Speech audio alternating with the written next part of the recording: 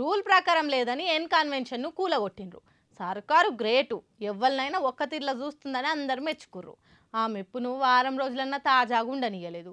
కొండా సురేఖ అక్క ఇంట్లోనే నాగార్జున సార్ కుటుంబాన్ని బజాట్లేసి పండ్లో పండ్లు అని అమ్మింది. అటు నాగార్జున సార్ కూడా ఊకుంటుంటే పతొక్కలు మా మీద పడి ఏడుస్తుండ్రని ఆయన 100 కోట్లకు కొండా సురేఖ మీద పరువు నష్టం దావేసిండు. అదైనా తెల్లారే నాగార్జున సార్ మీద ఒక ఆయన పోయి కేసు పెట్టిండు. మరి ఇక దీన్ని ఎట్లా చూడాలనో, కొండా సురేఖ మీద పరువు నష్టం దావేయంగానే నాగార్జున మీద కేసు ఎందుకైందో మీకేమన్నా అనిపిస్తే కామెంట్లలో చెప్పుండ్రి. అధికారంలో ఎవ్వరున్నా వాళ్ళ పార్టీ లీడర్లకు చట్టాన్ని మించిన గౌరవం దక్కుతుంది కదా ఎప్పుడైనా ఎక్కడైనా.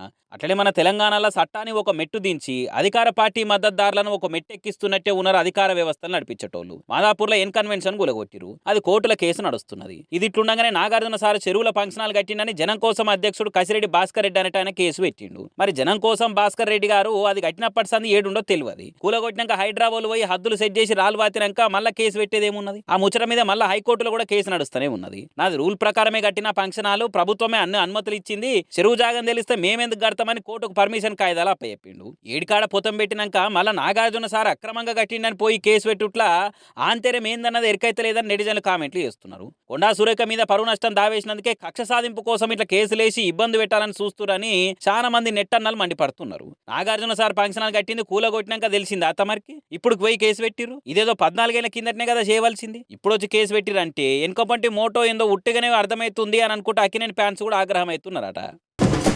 జనాలు రోజు రోజుకు మస్తు క్రియేటివ్గా ఆలోచన చేస్తుండ్రు. సోషల్ మీడియాలో ఓ పాటోళ్ళు ఇంకో పార్టీని ఎట్లా ట్రోల్ చేసుకుంటారో అంతకంటే ఎక్కువ క్రియేటివ్ ఐడియాలతోటి సర్కార్ను ట్రోల్ చేస్తుండ్రు బాధిత జనాలు.